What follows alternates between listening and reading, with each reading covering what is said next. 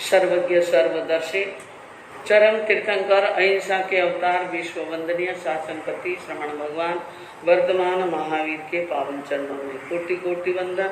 हृदय की अनंत अनंत आस्था के केंद्र, संयम धन के दाता, संसार सागर से तिरने का सन्मार्ग बताने वाले पूज्य गुरु भगवान श्रवण सूर्य दिव्य विभूति 1008 श्री मर्दर के श्री मिश्रीमल जी महाराज साहब के पावन चरणों में कोटि कोटि वंदन। अहिंसा दिवाकर लोकमान्य संत शेरे राजस्थान वरिष्ठ प्रवर्तक पूज्य गुरुदेव श्री रूपचंद जी महाराज साहब के पावन चरणों में कोटि कोटि वंदन। मरुधरा भूषण संत शिरोमणि पूज्य प्रवर्तक गुरुदेव श्री शुकन मुनि जी महाराज साहब के पावन चरणों में कोटि कोटि वंदन। साधना की प्रतिमूर्ति सद्गुणों की उपासिका सरल मना शांत दांत गंभीरा गुरुवरिया माँ सती श्री सज्जन कंवर जी महाराज साहब के पावन चरणों में कोटि कोटि वंदन। धर्म प्रेमी बंधुओं, शीलवती माता, संसार की भव्य आत्माओं को सदुपदेश देते हुए और उनका सन्मार्ग प्रशस्त करते हुए भगवान महावीर ने आगमों के अंदर कई प्रकार की शिक्षा सूत्र फरमाए, जिसमें अभी आपने सुना कि जिनके जीवन की जो सरलता होती है, एक सरलता ही साधना की सबसे बड़ी आधार। सबसे बड़ी आधार क्या? सरलता। और जो सरलता एक बच्चे में होती है, वो सरलता एक श्रावक और एक साधु में और एक व्यक्ति में आ जाए तो वो भगवान से कम नहीं। जैसे कई बार कहते हैं कि बच्चे तो भगवान का रूप होते हैं, कहते हैं ना कि बच्चे किसका रूप है? भगवान का। वो कैसे हो गए? सरल हैं, उनके अंदर दुराव और छिपाव नहीं है, इसलिए वो भगवान का रूप है। अगर यही आधार, यही बातें अभी आप सुन रहे थे कि जिसमें दुराव नहीं हो, छिपाव नहीं हो, जिसके मन के अंदर सरलता होती है और जो बिल्कुल यानी भद्रीक परिणाम वाले होते हैं, वो ही सरल और ऋजु कहलाते हैं। और धर्म का यानी वृक्ष उसी भूमि पर फलता और फूलता है। तो बंधुओं, सरलता की बात है। जीवन में एक सरलता आते ही कई प्रकार की सरलता से कई उपलब्धियां अपने आप ही क्या हो जाती हैं? प्राप्त हो जाती हैं। थोड़ा परिश्रम करने से ही सरल व्यक्ति को लब्धियां प्राप्त हो जाती हैं। इसलिए कहते हैं कि कोई इतने शास्त्र, इतने ज्ञान और इतने ग्रंथ न सीखे जाए, न पढ़े जाए और न यानी याद किए जाए तो भी कोई बात नहीं। हम अपने जीवन के अंदर अपनी प्रज्ञा को, अपनी बुद्धि को क्या बनाएंगे? सरल। और सबसे बड़ा बल, बल दुनिया में कितने प्रकार के बल बताए, जैसे धन का बल, परिवार का बल, शरीर का बल, आत्मा का बल और बुद्धि का बल। किसका बल? और सबसे ज्यादा महत्वपूर्ण हो सकता है बुद्धि का आत्मबल, और आत्मबल के साथ में बुद्धि बल। और जिसके पास में बुद्धि का बल है, जिसकी प्रज्ञा विशुद्ध है, वो व्यक्ति शास्त्र के ज्ञान का रहस्य रात में सोते सोते प्राप्त हो जाता है, कर लेता है। और कहा कि यस्य नास्ति स्वयं प्रज्ञा शास्त्र तस्य करोति किम। अगर किसी की खुद की बुद्धि ही बराबर काम नहीं कर रही है तो उनके सामने शास्त्र का ज्ञान भी कोई काम आने वाला नहीं है, चाहे कितना ही बड़ा शास्त्र हो। हमारी बुद्धि का विशुद्ध होना, प्रज्ञा का विशुद्ध होना, जीवन का सरल होना बहुत जरूरी है। जैसे बताया, लोचनाभ्याम विहीनस्य दर्पणम किं करिष्यति।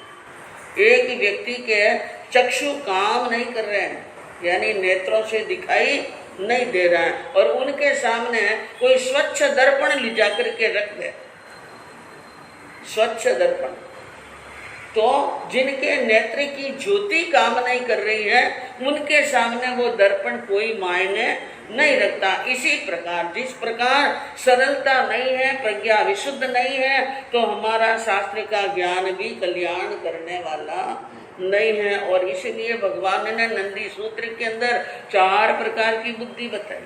कितने प्रकार की?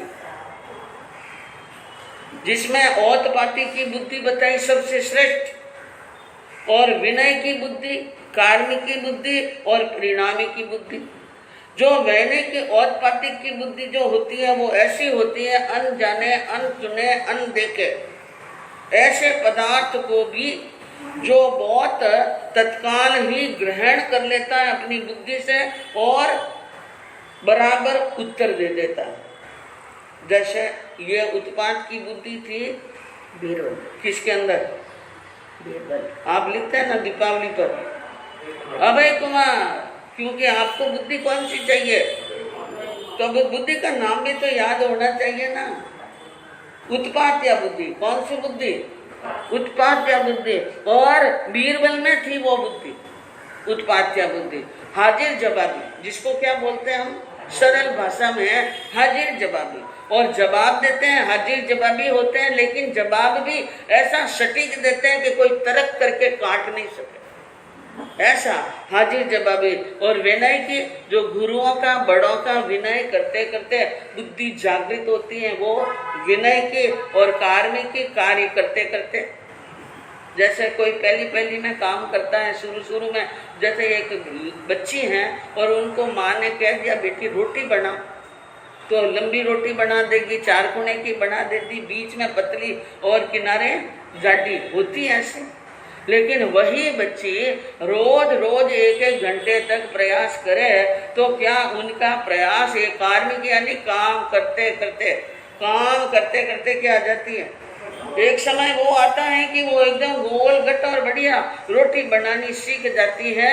न किनारे जाडी है न बीच में जाडी है, यानी बीच में और किनारे एक सरीकी होती हैं और ऐसी रोटी भी बना लेती हैं। तो कार्य की बार उसी कार्य को करने से वो जो बुद्धि उत्पन्न होती है उसको कार्मिकी कहते हैं। और परिणामिकी का मतलब लगभग एक ही है। जैसे एक बार काम किया बिगड़ गया, दूसरी बार किया बिगड़ गया, तो क्यों बिगड़ा, इसके अंदर कहाँ पर गलती की और कहाँ गलती हुई है, उस गलती को सुधारते किसी कार्य के होने के बाद में उनका जो परिणाम सामने आया कि मैंने ये बहुत सोच कर किया लेकिन ये बिगड़ गया, तो क्यों बिगड़ा, इसके बारे में सोचते सोचते उनके परिणाम आते आते वो परिणाम या बुद्धि होता है, फिर वो काम में क्या हो जाते हैं, सफल होते हैं। तो ऐसी बुद्धि, क्योंकि बुद्धि यश बलम तस्य, जिसके पास में बुद्धि है और वही बलवान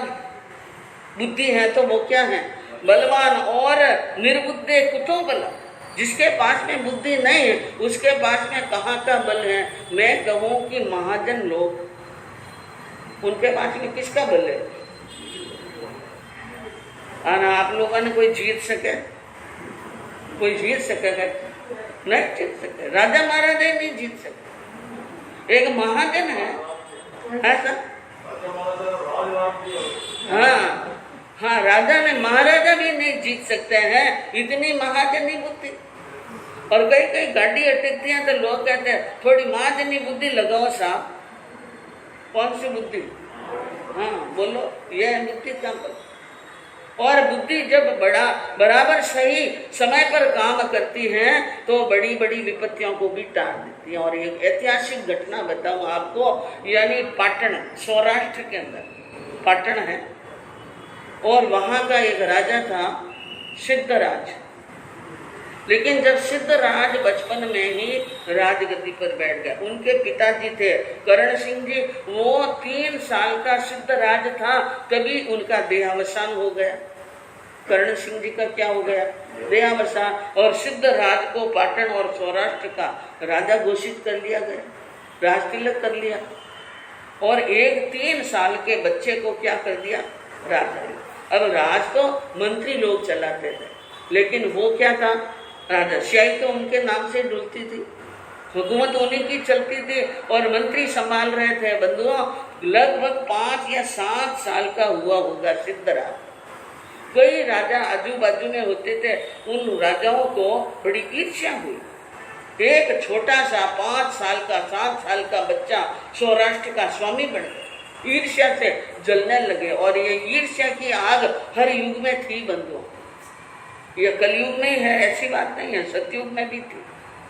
जैसे दुर्योधन के समय में दुर्योधन ईर्ष्यालु था और क्या था।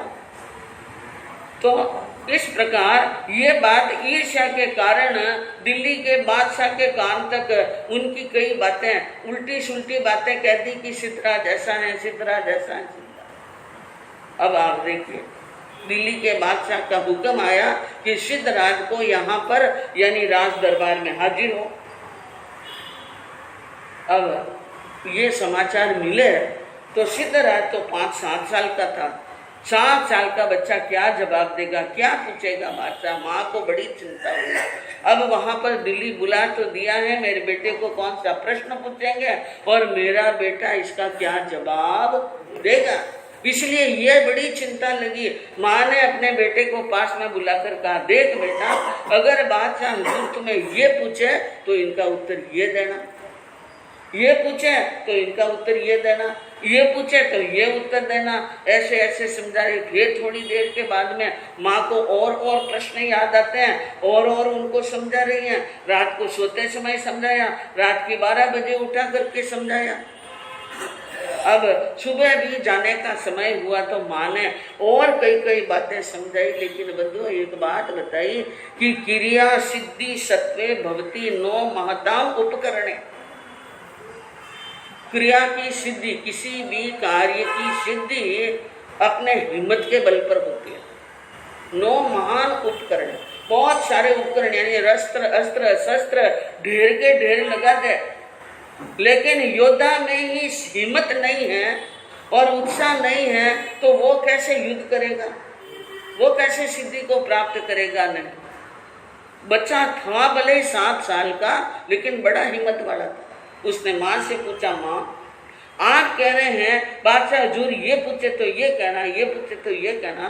कल से लगाकर 100 तो प्रश्न बना दिए, 100 मुझे उत्तर सिखा दिए। लेकिन एक बात कहूँ माँ, अगर राजा आपके पूछे हुए प्रश्न से इतर कोई प्रश्न पूछ लिया तो माँ ने कहा, बेटा कि तेरी बुद्धि से जवाब देना। क्या देना? तेरी बुद्धि से तू क्या देना? जवाब। का ठीक है, आपको चिंता करने की जरूरत नहीं है। और बंधुओं वो पहुंच गए समय पर दिल्ली के बादशाह की राज दरबार यानी वहां पर शाही दरबार में पहुंच गए।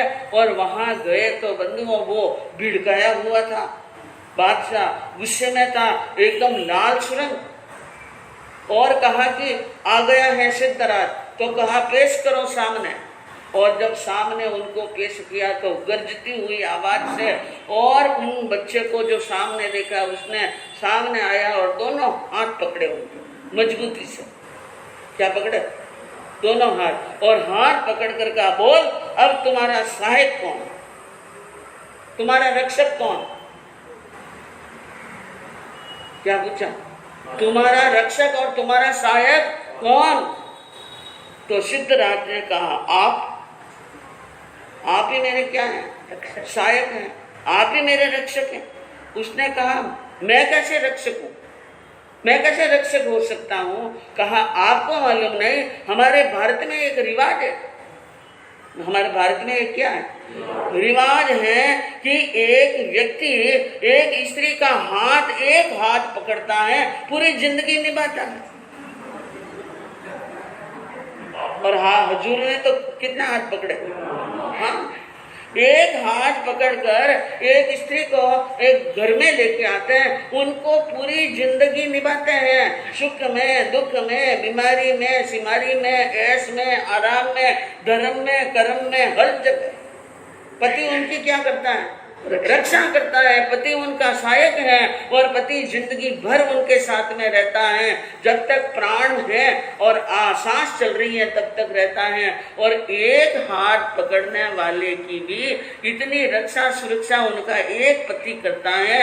हुजूर ने तो मेरे क्या पकड़ लिया? दोनों हाथ। तो फिर मेरी रक्षा, मुझे तो कोई चिंता की बात ही नहीं है, मेरी रक्षा तो आप ही कर सकते हैं। इस प्रकार की बात सुनी तो बंधुओं बादशाह गदगद हो गए। विचार किया, बच्चा है लेकिन अकल में क्या है, अकल का यानी अकल को मान लिया। और उन्होंने कहा, राजा बादशाह ने हंसते हुए कहा, बहुत अच्छी बात गई, बहुत अच्छी बात गई। मैं और आश्वासन दिया उनको आश्वासन दिया कि निश्चित रहो, निश्चिंत रहो, मेरे रहते कोई तुम्हारे सामने अंगुली भी ऊंची करके बता दे तो मुझे बता देना, मेरे रहते तेरा बाल भी बांका होने वाला नहीं है। और बंधुओं, ऐसा जवाब देकर जब सिद्धराज अपनी माँ के पास में आया और माँ ने अपने बेटे की सारी बातें सुनी और बादशाह ने जो कहा वो बात बताई और बादशाह ने उनको बहुत अमूल्य इनाम भी दिया, ये सारी बात सुनकर माँ को बड़ी क्या हुई, प्रसन्नता हुई। तो बंधुओं, ये होता है बुद्धि का बल। जो काम बुद्धि कर लेती है ना, शस्त्र नहीं कर सकते, शस्त्र नहीं कर सकते हैं। तो बंधुओं, इस प्रकार जीवन के अंदर यह बुद्धि भी पुण्यवानी से क्या होती है, प्राप्त होती है। आपके सामने वर्णन चल रहा था अंजना सती के जीवन चारित्र का, और जिसके अंदर आपने सुना कि पवन जी अपने ससुर जी की बात सुनकर कह रहे थे कि ससुर जी साहब, आप मुझे भोजन करने के लिए विनती कर रहे हैं, अर्ज कर रहे हैं, लेकिन आप यह अर्ज मत कीजिए और मुझे किसी प्रकार की ऐसी बात मत कहिए, क्योंकि मुझे भोजन न तो करना है न यहाँ पर रुकना है। माने नहीं सुहावे जी के, माने नहीं सुहावे जी, अरे ससुरा जियों कहता था मैं शर्म न आवे जी के, माने नहीं सुहावे जी के, माने नहीं सुहावे जी, ससुरा जियों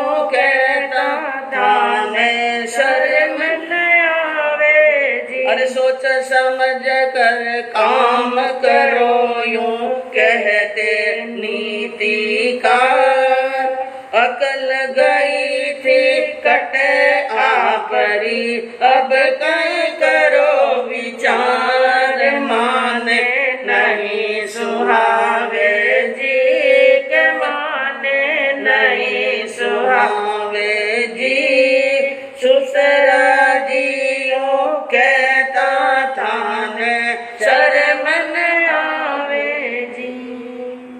पवन जी ने कहा कि हे ससुर राजा, आपको थोड़ी मन में विचार करने, मुझे आपकी एक भी बात अच्छी लगती नहीं। क्या नहीं लगती?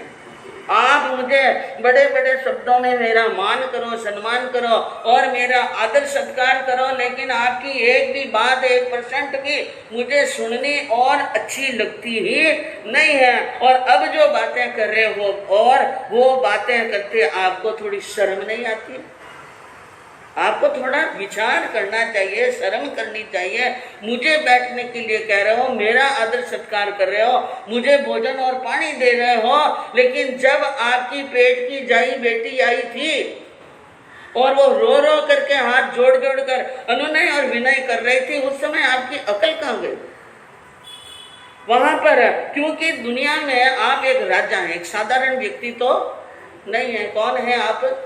राजा है और एक न्याय के तख्त पर बैठते हैं। अरे न्याय के तख्त पर न्यायी राजा बैठे, उनकी शोभा होती है, अन्याय की शोभा होने वाली नहीं है। और नीति क्या कहती है? आपने नीति शास्त्र पढ़े हैं। नीति कहती है कि यानी कोई कैसा ही किसी भी प्रकार का अपराधी या किसी प्रकार का अत्याचारी हो, अरे यहाँ तक कि जिनको मौत की सजा भी सुना दी जाए, उसकी भी अंतिम इच्छा पूछी जाती है।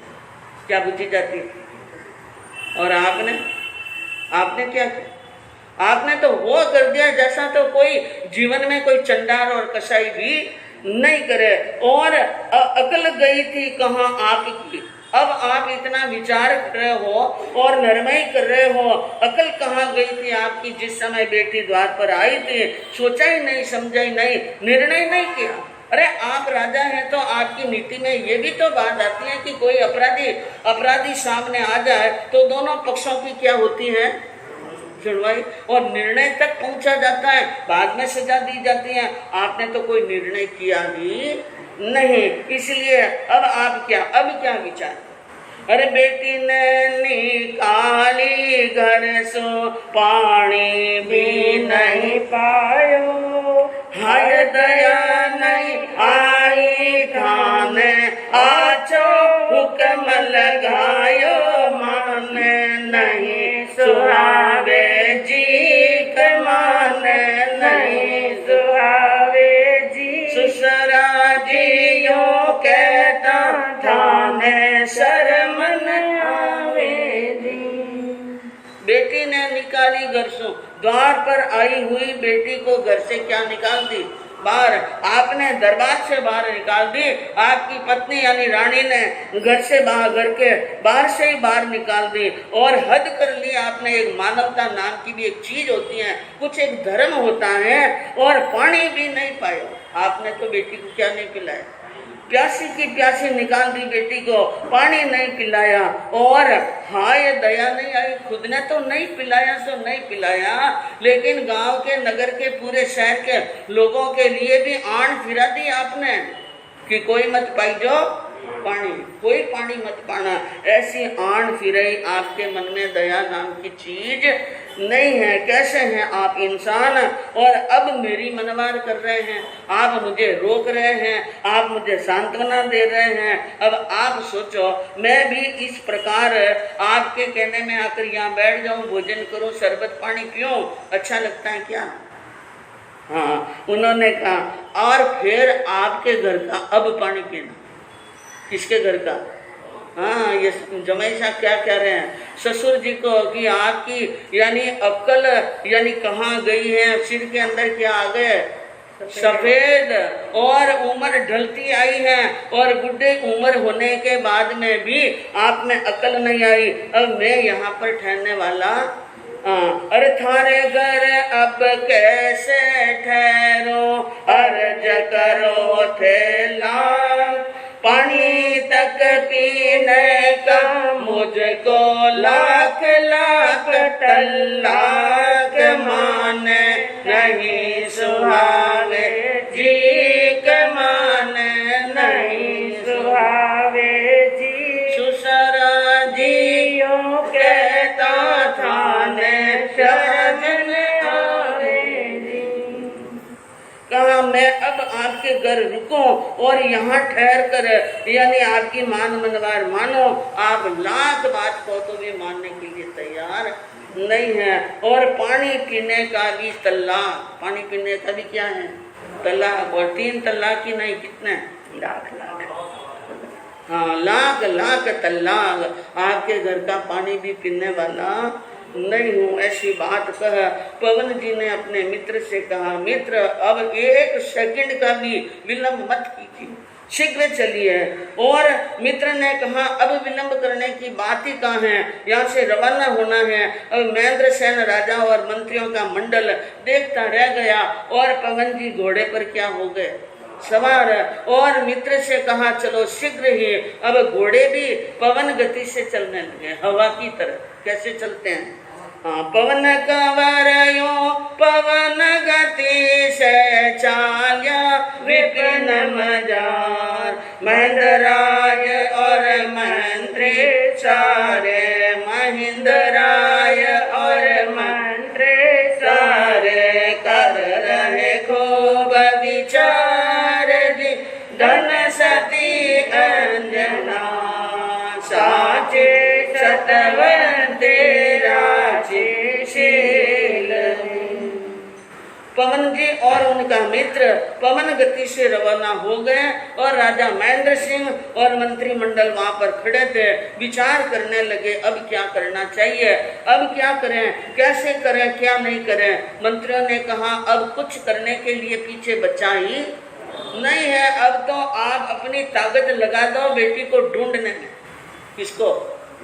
हाँ, पवन जी गए, उनके मित्र तो गए हैं, लेकिन हमारी सारी फौज और गुप्तचर और जितने भी हमारे सतर्क सिपाही हैं, उन घुड़सवारों को और सभी को चारों दिशा में दौड़ा दो, और आप और हम यहाँ बैठे बैठे क्या करें? हम सबके सब क्या चलेंगे, साथ में चलेंगे। इसलिए अब वहां पर साथ में चलने के लिए वो विचार करने लगे। और बंधुओं, इधर रतनपुरी के अंदर महाराजा प्रहलाद सिंह और उनकी महारानी केतुमती ने भी विचार किया, बेटा ढूंढने के लिए गया है बहू को, तो हम यहाँ बैठे बैठे क्या करें। वो भी पूरी लवाजम के साथ में क्या हो गए। माता पिता और सासू ससुरा आया पवन के लार, फौजा सारी शोधन लागी, फौजा सारी शोधन लागी। नदी गुफा और पहाड़ जी धन सती अंजना, साची सतवंती राची शील में। माता पिता सासू ससुर और सब के सब फौजा लेकर के पीछे पीछे पवन के आ रहे हैं और फौजा उनको ढूंढ रही हैं। नदी गुफा पहाड़ एक भी स्थान नहीं छोड़ा, कोई नदी नहीं छोड़ी, कोई गुफा नहीं छोड़ी, कोई पहाड़ और कोई वन और कोई अटवी, किसी को नहीं छोड़ा, सबको देख लिया। और यह देखने के बाद में पवन जी ने, क्योंकि अंजना वहां पर थी नहीं तो मिले कैसे, और सब ढूंढने के बाद में पवन जी को निराशा मिली और उन्होंने कहा कि अंजना तो कहीं पर मिली नहीं। एक बात कह दी पवन जी ने, अगर आज के सूर्य को शाम के यानी ढलने के पहले पहले अंजना की खबर नहीं मिले तो सूर्य की किरण रहते ही मैं आत्मदाह कर लूं। ऐसी घोषणा कर ली, मैं किसी हालत में जिंदा नहीं रहूंगा। और ढूंढने वाले ढूंढ ढूंढ कर जो आते हैं वो कहते हैं कि हमें कहीं पर पता नहीं मिली। जद पवन कुंवर जी जलने हुए तैयार, अब माता पिता और सास ससुरा, माता पिता और सास ससुरा, वर जे बारंबार जी धन सती अंजना, साची सतवंती राची शील में। शाम का चौथा पहर भी लगभग ढलने को आया और पवन जी ने कहा अब मुझे जिंदा नहीं रहना है। चिता सजा दी गई और चिता में जलने के लिए पवन जी क्या हुए, तैयार। तो माता और पिता, सासू और ससुर सामने आते हैं, हाथ जोड़ जोड़ कर पल्ले बिछा कर और रो रो कर कह रहे हैं कि हे कुमार ऐसा मत करो, और कहीं पर ढूंढेंगे, एक दिन के लिए और हमें मोहलत दे दो, इस प्रकार। लेकिन पवन जी ने कह दिया नहीं, मेरी एक ही जबान है और इसी जबान को पार लगाऊं। वो जैसे ही चिता की तरफ आगे बढ़ने लगते हैं बंधुओं, और एक घुड़सवार वहां पर दौड़ता हुआ आता है, रुको रुको रुको। और सब अवाक होकर उनकी तरह देखते हैं, कौन आ रहा है, कौन है, क्या है। और देखा घुड़सवार आया और घुड़सवार ने आकर के क्या कहा, एक अनुचर इन पर बोला, सती मिली मौसा, अरे बैठ विमान चालिया सरे, बैठ विमान चालिया सरे, आय मिला तत्काल जी धन सती अंजना, साची सतवंती राची शील में। एक अनुचर ने खबर दी कि अंजना सती के बारे में मुझे पक्के और पुख्ते समाचार मिले हैं कि वो उनके मामा के घर पर मुसाल में हैं और वहां पर उनके समाचार, ये समाचार गलत भी नहीं है। इसलिए यहाँ मत रुकिए, सब चलिए शीघ्र ही विमान में बैठकर और उनसे वहां पर जाकर मिलो। ये समाचार मिलते ही बंधुओं सबके सब माता पिता सास ससुर फौज सिपाही मंत्री जो भी आए, पूरी की पलटन वहां से क्या हुई, रवाना। और हनु पाटन के रास्ते से गमन करते हुए ठेठ नगरी के अंदर पहुंच गए राजा और हनु पाटन के महाराजा। तो वहां पर खबर मिल गई सूरसेन को कि इस प्रकार अंजना के सास ससुर और पीहर वाले यहाँ पर और कंवर साहब यहाँ पर आए हैं। तो बंधुओं वो वहाँ पर पहुँचते उनको बड़े ठाट पाट के साथ में सत्कार पूर्वक ले जाते हैं और अंजना और पवन जी एक दूसरे को देखकर मन में क्या होते हैं, प्रश्न अब क्या प्रश्न करते हैं, क्या उत्तर देते हैं, सासू और ससुर क्या कहते हैं, क्योंकि आज है सिद्धि योग। आज कौन सा योग है? चौथ ने शनिवार, चौथ है ना आज, चौथ शनिवार ने सिद्धि योग। तो यानी अनुपाटन के अंदर मिल गए और मिल करके एक दूसरे को वहां पर बैठे क्या बातें करते हैं, क्या कर कहते हैं, आगे सुनने से मालूम पड़ेगा। और बंधुओं कल है ज्ञान पंचम, ज्ञान पंचमी के ऊपर, श्रुत पंचमी के ऊपर भी प्रवचन होगा और कर्नाटक गज के श्री पूज्य श्री गणेश लाल जी महाराज साहब के जीवन पर और गुरुनी माया माँ सती श्री सज्जन कंवर जी महाराज साहब के जीवन पर प्रवचन होगा। तो परसों सोमवार को आपको बताया जाएगा अविनाश के जीवन चरित्र।